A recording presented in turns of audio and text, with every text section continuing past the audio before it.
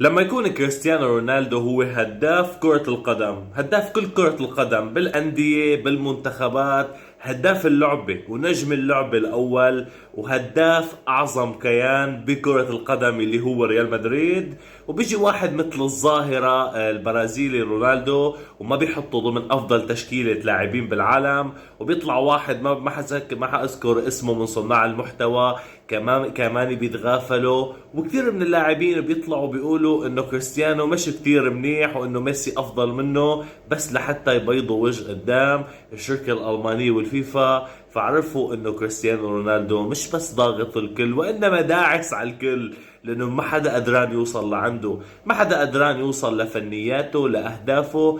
كريستيانو رونالدو بس من سنة بعمر 38 سنة كان هداف العام بكرة القدم. فطبيعي يعني طبيعي تموتوا منه، طبيعي تحترقوا منه. يعني انا ما بنصحكم الا انه تجيبوا طفاية حريق حتى تطفوا حالكم، لانه اللي عم يصير فيكم يعني نار نار على الاخر.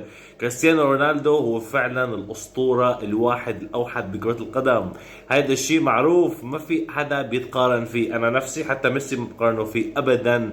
هذا الانسان هو يعني مثل ما بقولوا زاجوت بكرة القدم. اما انك تجي تقول رأيك فانت حر، قول اللي بدك اياه، انضغط قد ما بدك، روح امشي مع الكوكاكولا، روح امشي مع الفيفا، مع امورك الشخصية ما عندك مشكلة. بس المعروف انه كريستيانو رونالدو لا يقارن. سلام.